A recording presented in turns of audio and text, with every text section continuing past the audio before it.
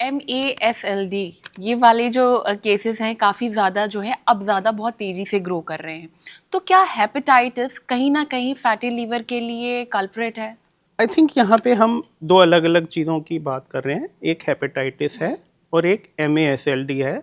तो पहले मैं MASLD पे बताना चाहूँगा। एक तो इसकी टर्मिनोलॉजी पे क्लैरिफिकेशन। MASLD मतलब metabolic syndrome associated steatotic liver disease, ये नया टर्मिनोलॉजी है। टिपिकली अगर पब्लिक इसे जानती है, लोग जानते हैं इट इज़ फैटी लिवर।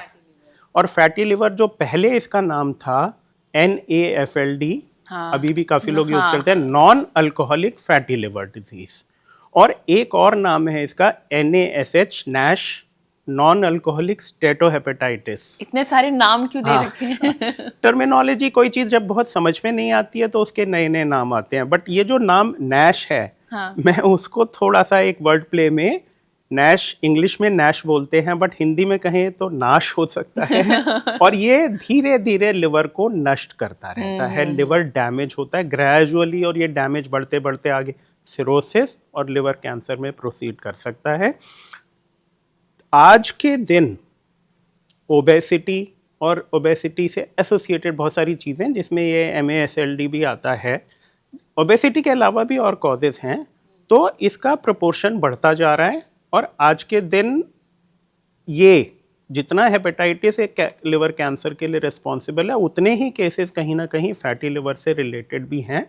और प्रोबेबली इन फ्यूचर हम हेपेटाइटिस को थोड़ा कंट्रोल कर पाएंगे, बट MASLD इतना इजीली कंट्रोल नहीं होने वाला। It may become the dominant cause. तो इसके कुछ ऐसे वार्निंग साइन हैं जो हम ऑब्जर्व कर सकते हैं? बेसिकली जैसे कि आप बता ही रहे हैं कि बहुत जल्दी नहीं पता चलता है, तो क्या कुछ भी ऐसा है जिससे हम ये जान पाएं कि कुछ प्रॉब्लम चल रही है? देखिए, ये जो फैटी लिवर MASLD, इसका कोई अर्ली सिम्टम नहीं होता। बेसिकली अगर किसी का अल्ट्रासाउंड हुआ पेट का, और अल्ट्रासाउंड पे ये जो रेडियोलॉजिस्ट है वो बता पाता है कि ये लिवर जो है थोड़ा साइज में बड़ा है और उसकी इकोजेनिसिटी में उसमें फैट का कंपोनेंट है। अच्छा, ये अल्ट्रासाउंड में अल्ट्रासाउंड पे पता लगता है। फिर उसकी ग्रेडिंग होती है, ग्रेड 1, ग्रेड 2 कितना है।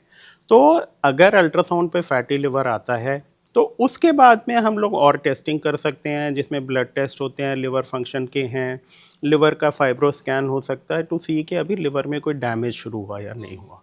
फिर उसके बाद डेफिनेटली ये देखना है कि पेशेंट का वेट कितना है, बॉडी मास इंडेक्स कितना है, डाइट क्या है।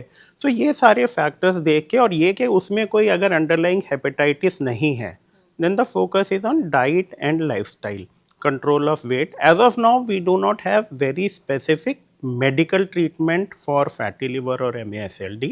So it has to focus more on diet and lifestyle, जिसमें कंट्रोल के शुगर ज़्यादा ना लें, फैटी फूड कम करें, टोटल वेट कंट्रोल रखें, एक्सरसाइज रेगुलर करें। तो ये सब चीज़ें होंगी, you should be able to reduce fatty liver, and उसको मॉनिटर करते रहेंगे तो you can save your liver कि वो और ज़्यादा डैमेज ना हो।